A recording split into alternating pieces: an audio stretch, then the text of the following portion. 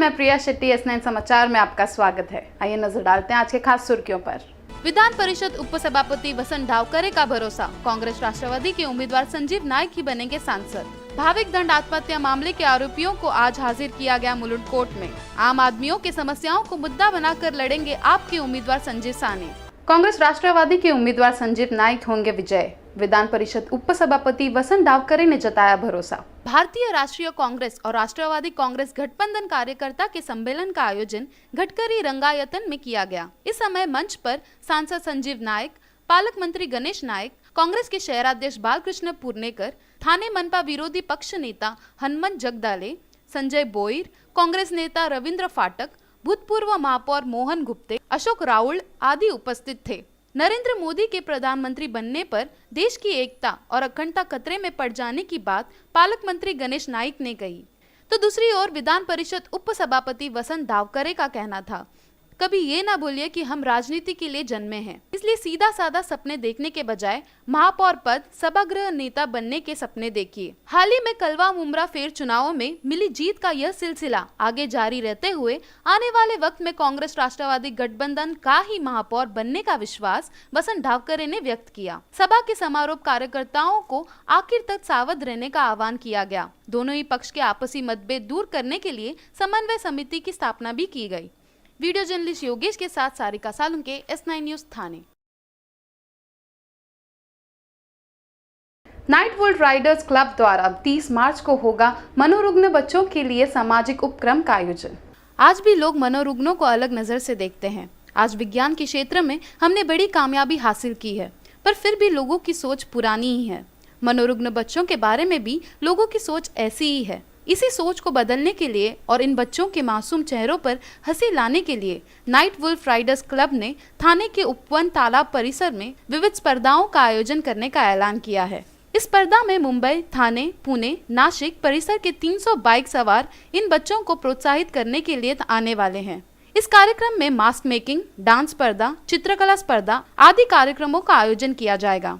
इस कार्यक्रम के संदर्भ में नाइट वुल्फ राइडर्स के सदस्यों ने थाने शहर के विविध स्कूलों को भेंट दी। इस भेंट का उद्देश्य मनोरुग्ण बच्चों को सामान्य बच्चों की तरह समझने का संदेश लोगों तक पहुंचाने के लिए होने की बात चेतन कागविल ने कही। नाइट वुल्फ रायडर्स क्लब हा ठाण्यातला एक क्लब, रायडिंग क्लब आहे, जिथे आम्ही 30 तारखेला मतिमंद मुलांसाठी एक कार्यक्रम ठेवलेला आहे। तर मतिमंद मुलांना आम्ही एक प्लॅटफॉर्म दिलेला आहे, जिथे आम्ही त्यांना अवेअरनेस स्प्रेड करणार आहे। तर त्याच्यामध्ये आम्ही त्यांच्यासाठी मास्क मेकिंग कॉम्पिटिशन ठेवलेला आहे। मग आम्ही त्यांना बुक्स डोनेट करणार आहे। त्यांच्यासाठी एक छोटा डान्स प्रोग्राम आयोजित केला आहे। त्याच्यामध्ये ते एक रूममधनं ते बाहेर निघून ते एक आपला ओपन माहोलमध्ये येणार। तो ओपन एक चांगला जागा जिथे सगळे एकत्र येऊ शकतात आणि ह्याच्यामध्ये रायडर्स मुंबई, पुणे, ठाणे, नाशिक सगळे रायडर्स एकत्र येणार आहे। तर रायडर्समधनं रॉयल एनफील्ड ओनर्स आहेत, मग आपला हार्ली डेव्हिडसन ओनर्स आहे, मग स्पोर्ट्स बाईक्स आहेत। तर सगळे एकत्र येऊन आम्ही त्यांना एक कॉजसाठी हा कार्यक्रम ठेवला आहे। तर आमचा उद्देश आहे की जे मतिमंद मुलं आहे त्यांना सगळ्यांना आपलं समाजामध्ये एकत्र भेटलं पाहिजे। एकत्र येणं इन द सेन्स त्यांना आम्ही मेंटली रिटायर्ड जे असतात त्यांच्यामध्ये कसं एक कोण त्यांना दुर्लक्ष करतं इन शॉर्ट, तर त्यांना समाजामध्ये घ्यावा फर्स्ट ऑफ ऑल, त्याच्यावर मिक्सअप व्हा, त्यांच्याबरोबर आम्ही यू कॅन से हे करू शकतो, ॲडॉप्ट करू शकतात त्यांना। तर ॲडॉप्ट इन द सेन्स तुम्ही त्याच्यावर थोडा टाईम स्पेंड करा। तर it's something we are doing over here. तर ह्या कार्यक्रमात मी प्रत्येक रायडरला एकत्र आणणार आहे। प्रत्येक रायडर्स लोक त्यांना मास्क मेकिंग कॉम्पिटिशनमध्ये हेल्प करणार आहे। त्याबद्दल आम्ही कसं इन शॉर्ट एक मास्क मेकिंग कॉम्पिटिशन आहे, त्याबद्दल रायडर्स 2 रायडर्स असणार, 3 रायडर्स असणार, ते त्यांना मदत करणार। त्यांना कळणार की बाबा ते काय परिस्थितीमध्ये जात आहेत मतिमंद मुलं। तर त्यांना एक अवेअरनेस आहे। आम्ही एक छोटा फंड सगळ्या रायडर्सकडनं घेणार आहे आणि ते आम्ही सगळ्या जे वर्कशॉप त्यांना डोनेट करणार आहे। साथ ही जागृति पालक संस्था की ईश्वरी गुल रजनी ने सभी को इस कार्यक्रम में हिस्सा लेने की अपील की। हमारी ये जागृति पालक संस्था 2002 से थाने शहर में स्थापन हुई है। 12 साल से हम लोग थाने शहर में काम कर रहे हैं। मेंटली हैंडीकैप बच्चों के पेरेंट्स हैं और हम इकट्ठे इसलिए हुए क्योंकि हमारे बहुत सारे प्रॉब्लम्स हैं, हमारे बच्चों के इश्यूज़ हैं वो जो खुद नहीं बता सकते हैं। हमारी पेरेंट ऑर्गेनाइजेशन के थ्रू गवर्नमेंट के साथ हम लोग करेस्पॉन्डेंस करके उन मुद्दों पे उनके साथ नेशनल लेवल पे डिस्कस करते हैं। परिवार के थ्रू हम उनसे डिस्कस करते हैं। उसमें हमारे बच्चे यहाँ पे पार्टिसिपेट करेंगे। इसमें क्या है, एक तो सोशल अवेयरनेस बढ़ती है, लोगों को पता चलता है कि ये मेंटल हैंडीकैप बच्चे हैं पर इनमें भी कुछ आर्ट है, उनको एक्सपोजर मिलता है, सोसाइटी में इंक्लूजन मिलता है। सोसाइटी में मिलते हैं और इनमें भी सेल्फ कॉन्फिडेंस एक डेवलप होता है कि हम भी सोसाइटी समाज का एक अंग हैं, हम कोई अलग नहीं है। इनमें अपने सेल्फ कॉन्फिडेंस सेल्फ एस्टीम इनका बूस्ट होता है। पेरेंट्स को मैं ये बोलूँगी कि अपने बच्चों को वो ज़रूर लेके आए, उनको सोसाइटी में लेके आए, उनको घर में न बिठा के अलग न बिठा के सोसाइटी में उनका मैक्सिमम एक्सपोजर मिले, इसके लिए उनको ये ज़रूर आना चाहिए। बच्चों को भी जैसे कि डिसेबिलिटी एक्ट बोलता है कि equal rights and equal participation, तो इनके भी समाज में इक्वल पार्टिसिपेशन होनी चाहिए। तो पेरेंट्स से मैं रिक्वेस्ट करूँगी कि एक दिन कैसे भी निकाल के बच्चों को यहाँ ज़रूर लाना चाहिए। इसमें हम एक तो समदुखी पालक एक दूसरे से मिलते भी हैं, शेयर करते हैं, हमें एक प्लेटफॉर्म मिलता है, हमारे बच्चों की क्या समस्या हैं, एक्सपीरियंसेस अपने शेयर होते हैं, इससे एक दूसरे को हम सॉल्यूशन भी दे सकते हैं और एक बहुत ही अच्छा प्लेटफॉर्म है और उनको ज़रूर लाना चाहिए अपने बच्चों को। वीडियो जर्नलिस्ट योगेश के साथ सारिका सालुंके, S9 न्यूज़ थाने। वक्त तो चला है छोटे से विश्राम का, पर S9 समाचार में खबरों का सिलसिला यूं ही जारी।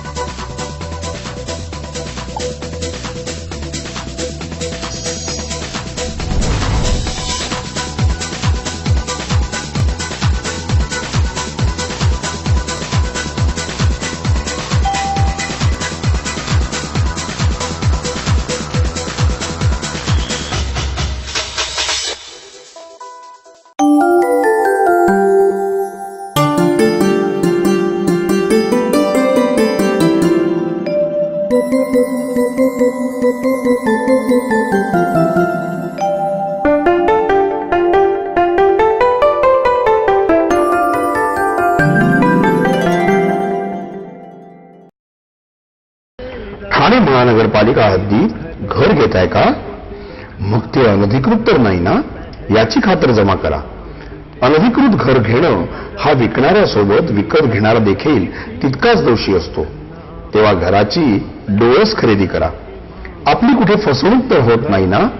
यासाठी ठाणे महानगरपालिका मुख्यालयातील 4थ्या मजल्यावरील बांधकाम विभागात घराचा सर्वे नंबर, टिक्का नंबर याची खातर जमा करा।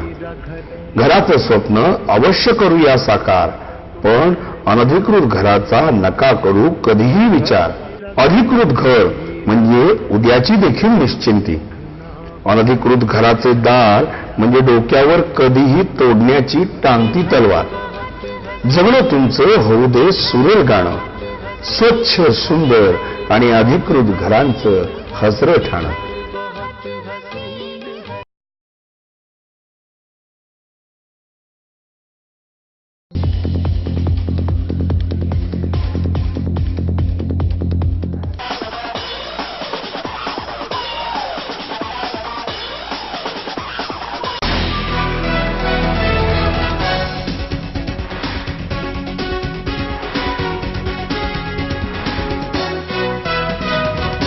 S9 समाचार में आपका फिर से स्वागत। भाविक दंड आत्महत्या मामले में गिरफ्तार 6 आरोपियों को मुलुंड कोर्ट में किया गया हाजिर। मुलुंड में पिछले हफ्ते 34 वर्षीय भाविक दंड के आत्महत्या करने का मामला सामने आया था। इस मामले में तफ्तीश करने में पुलिस को काफी देरी हो रही थी। आखिर भाविक के मृत्यु के 7 दिन बाद खुदकुशी के लिए उकसाने वाले आरोपियों के खिलाफ FIR दर्ज किया गया। मौकाए वारदात पर मिले सुसाइड नोट के आधार पर पुलिस ने आरोपियों को पकड़ा। मुख्य आरोपी रज़ाक अब्बास के साथ अन्य 6 आरोपियों को पुलिस ने हिरासत में लिया था।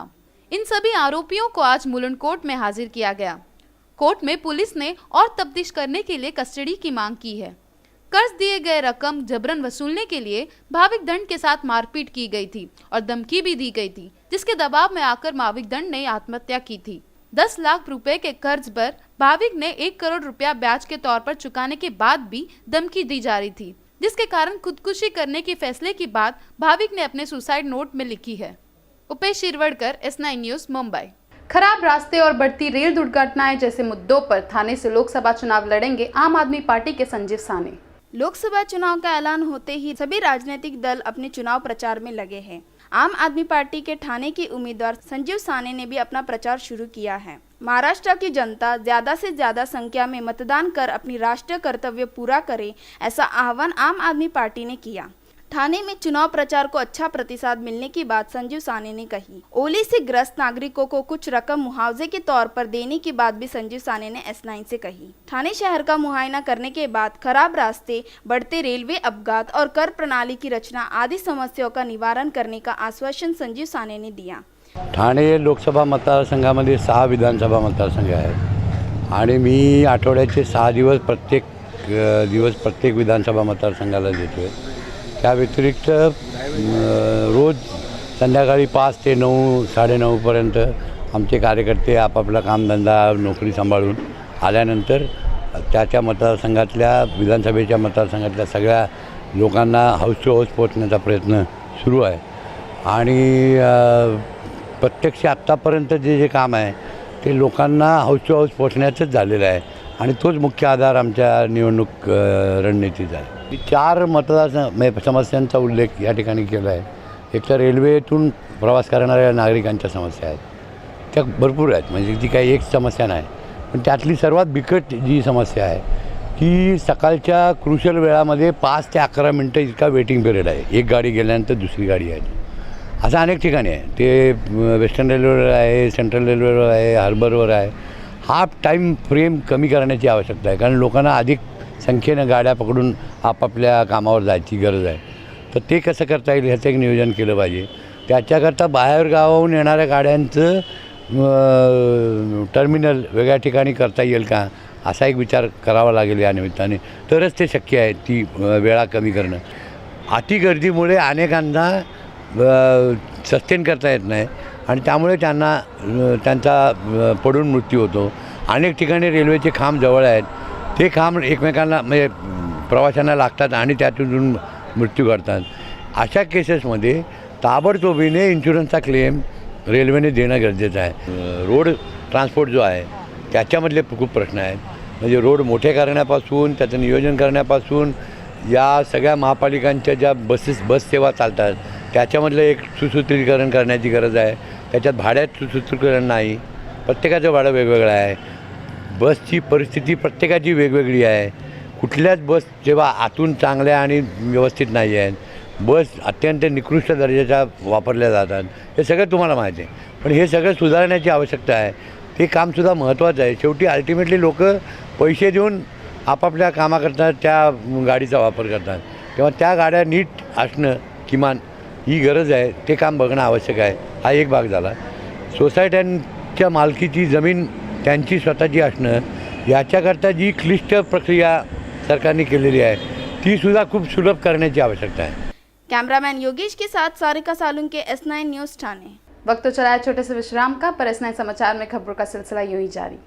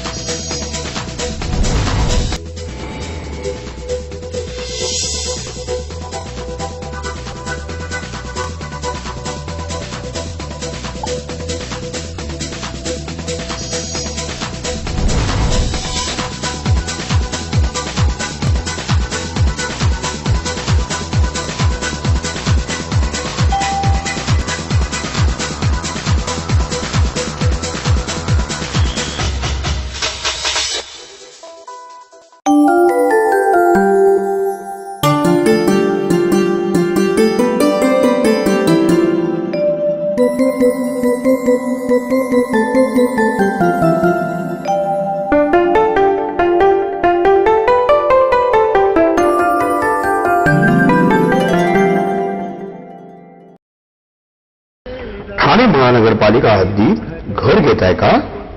मग ते अनधिकृत तर नाही ना, याची खातर जमा करा. अनधिकृत घर घेणं हा विकणाऱ्यासोबत विकत घेणारा देखील तितकाच दोषी असतो. तेव्हा घराची डोळस खरेदी करा. आपली कुठे फसवणूक तर होत नाही ना, यासाठी ठाणे महानगरपालिका मुख्यालयातील 4थ्या मजल्यावरील बांधकाम विभागात घराचा सर्वे नंबर, टिक्का नंबर याची खातर जमा करा. घराचं स्वप्न अवश्य करूया साकार, पण अनधिकृत घराचा नका करू कधीही विचार. अधिकृत घर म्हणजे उद्याची देखील निश्चिंती. अनधिकृत घराचे दार म्हणजे डोक्यावर कधीही तोडण्याची टांगती तलवार. जगणं तुमचं होऊ दे सुरेल गाणं, स्वच्छ सुंदर आणि अधिकृत घरांचं हसरं ठाणं.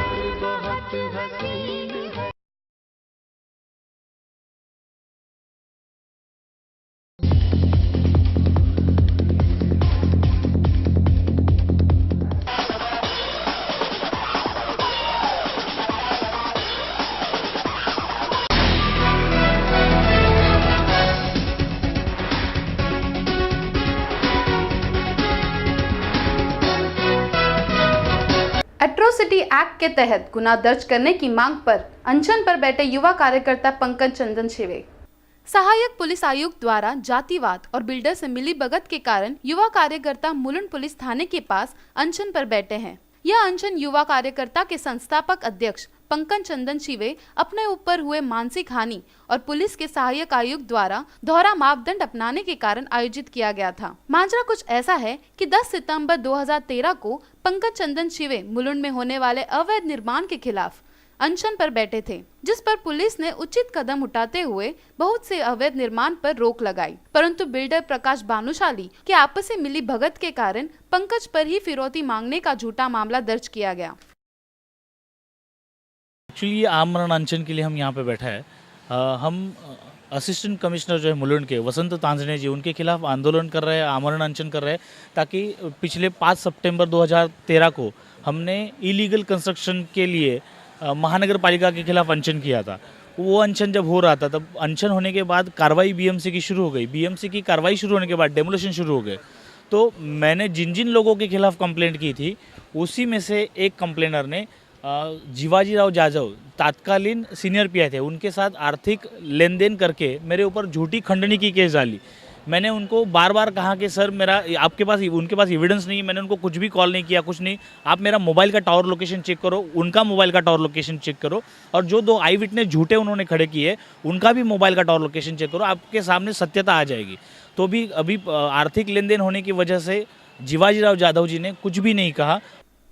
अपने पर हुए अन्याय के खिलाफ आवाज उठाने के लिए और संबंधितों पर एट्रोसिटी एक्ट 1979 के तहत मामला दर्ज करवाने की मांग के लिए पंकज चंदन शिवे अनशन पर बैठे हैं. जब तक पंकज की मांग पूरी नहीं हो जाती तब तक वे अनशन पर बैठे रहेंगे, ऐसा उनका कहना है. उनके पास गया कि मुझे एट्रोसिटी के तहत यहाँ पे केस रजिस्टर करना है. जो मेरे ऊपर झूठा और द्वेषपूर्ण सूढ़ बुद्धि से मेरे ऊपर झूठा गुनाह दाखिल किया गया, उसके खिलाफ मुझे एट्रोसिटी के तहत गुनाह दाखिल करना है. तब उन्होंने मुझे कहा कि आप 90 दिन के बाद आना, चार्जशीट दाखिल होने के बाद हम आपका गुनाह रजिस्टर करके लेंगे.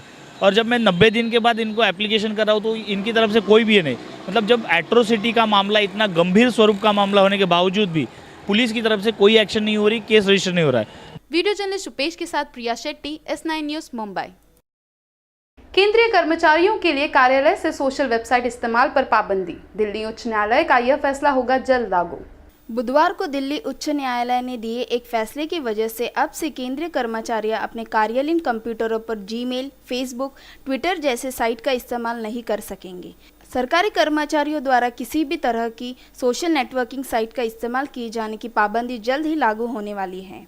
इस फैसले से जो कर्मचारी सरकारी कामों के लिए व्यक्तिगत ईमेल का उपयोग करते हैं उसका काम ठप होने की संभावना ध्यान में रखकर जल्द ही सरकार अपने कर्मचारियों की नई सरकारी ईमेल मुहैया कराएगी, या फिर कर्मचारी जो ईमेल इस्तेमाल करते हैं उनके ईमेल इस योजना में शामिल करने की बात सरकार द्वारा की जा रही है. गौरतलब है कि केंद्रीय कर्मचारियों के कंप्यूटरों पर इस्तेमाल किए जाने वाले जीमेल, फेसबुक बैन लगाने से कर्मचारियों का ध्यान अपने काम में ज्यादा लगने की हाईकोर्ट की उम्मीद सही साबित होती है या नहीं, ये तो आने वाला वक्त ही बताएगा. S9 news, Mumbai. आइए एक बार फिर नजर डालते हैं आज की खास सुर्खियों पर। विधान परिषद उपसभापति वसंत डावकरे का भरोसा, कांग्रेस राष्ट्रवादी के उम्मीदवार संजीव नायक ही बनेंगे सांसद। भाविक दंड आत्महत्या मामले के आरोपियों को आज हाजिर किया गया मुलुंड कोर्ट में। आम आदमियों के समस्याओं को मुद्दा बनाकर लड़ेंगे आपके उम्मीदवार संजीव साने। इसमें समाचार में आज बस इतना ही। तब तक के लिए नमस्ते।